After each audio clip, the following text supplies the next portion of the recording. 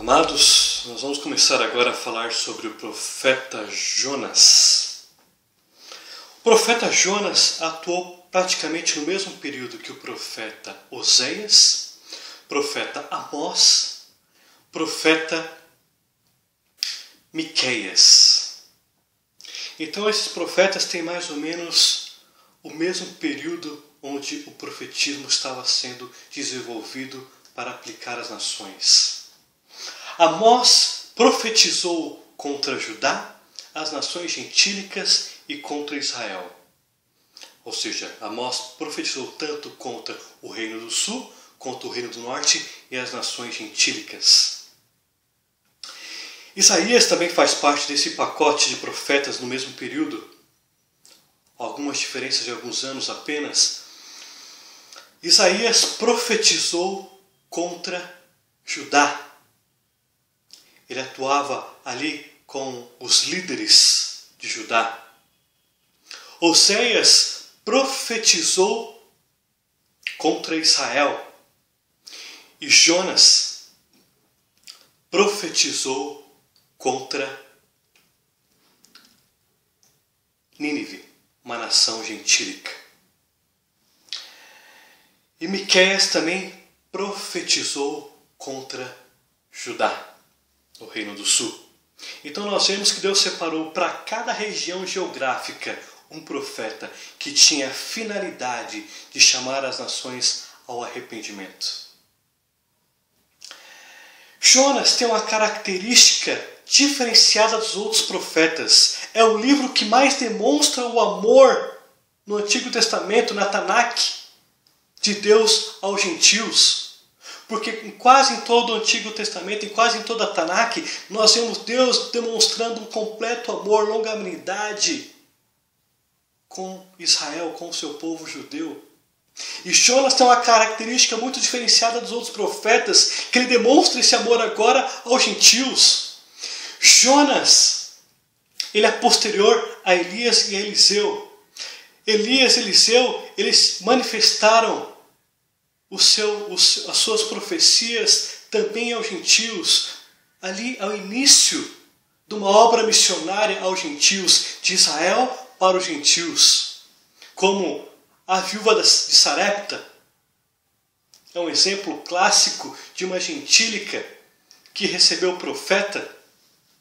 Também nós temos aqui um rei, um príncipe de Naamã, que mergulhou 7 vezes no rio para ser curado.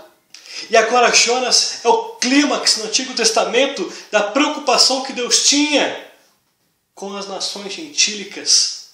O seu amor em salvar a humanidade, não apenas em Israel. Israel, nesse período, estava numa depravação total. Estava debaixo de Jeroboão II. Vamos agora em 2 Reis, capítulo 14, versículo 24. Fez o que era mal perante o Senhor, jamais se apartou de nenhum dos pecados de Jeroboão I, filho de Nebate, que fez pecar a Israel.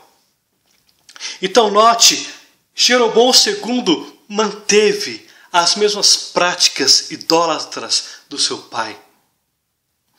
No versículo 25, Jeroboão também restabeleceu algumas regiões geográficas que tinha perdido da época de Davi e Salomão, que aqui restabeleceu-lhe os termos de Israel, desde a entrada de Amate até o mar da planície, segundo a palavra do Senhor Deus de Israel, ao qual falara por intermédio do seu servo Jonas, filho de Amitai, o profeta, o qual era de Gat-Efer. Então, o livro de Reis trata das histórias dos reis de Israel. Toda a história dos reis de Israel da antiguidade é descrita nos livros de Reis. Então alguns dizem que Jonas era apenas um profeta alegórico. Não. Jonas não foi um profeta alegórico. Ele não foi engolido por um peixe de forma alegórica, de uma forma metafórica.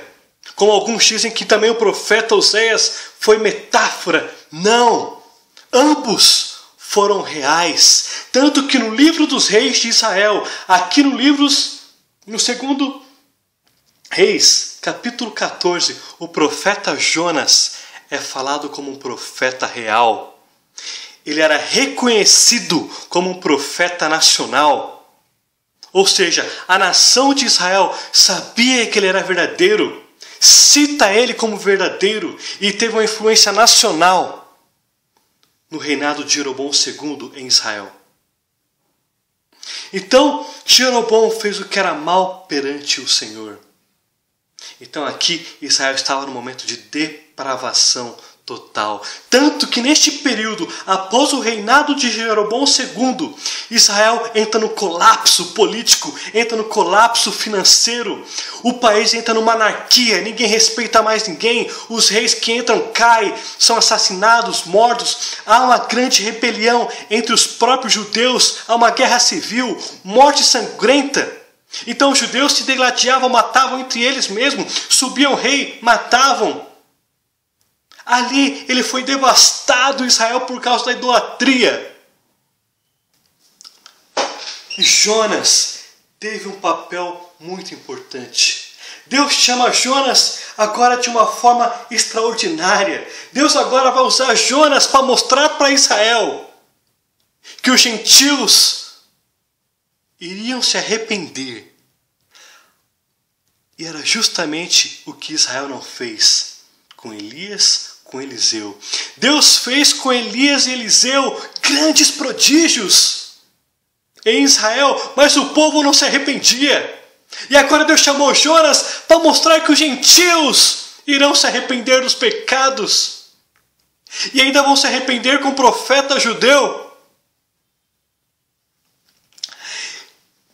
Jesus, Yeshua Hamashia, em Lucas, capítulo 11, versículo 29 a 32. Como afluíssem as multidões, passou Jesus, Yeshua, a dizer: esta geração é perversa, pede um sinal, mas nenhum sinal lhe será dado, senão o de Jonas.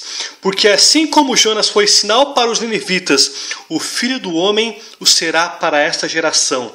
A rainha do sul se levantará no juízo com os homens dessa geração e os condenará, porque veio dos confins da terra para ouvir a sabedoria de Salomão. E eis aqui quem é maior do que Salomão. Os ninivitas se levantarão no juízo contra esta geração e a condenará, porque se arrependeram com a pregação de Jonas. Eis aqui quem é maior do que Jonas.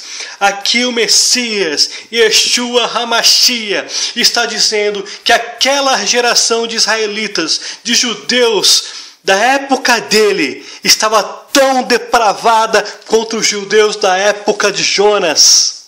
Está dizendo que os gentios se converteram à mensagem de Jonas, mas os judeus não. Os judeus, diante de tantos milagres, de tantos prodígios, estavam na prosperidade, mas praticavam idolatria. Deus equiparou os judeus da época de Jesus, Deus equiparou os judeus da época do Messias, com os mesmos judeus da época de Jeroboão II.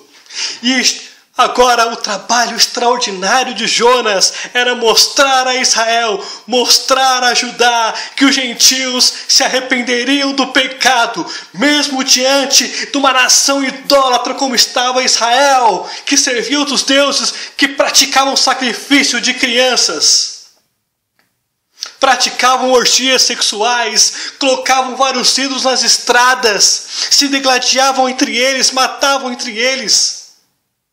E agora vai se ver aqui na nação gentílica mudança de atitude, arrependimento. Isto foi um momento provavelmente único na história da Assíria. O Império Assírio durou cerca de 460 anos. Eles tiveram alguns eventos também fora desse reinado que eles prevaleceram direto 463 anos. Foi um império muito poderoso, a Assíria. Tanto que durou 463 anos. Este evento de Jonas provavelmente foi um único movimento onde a nação se arrependeu e passou a ser monoteísta.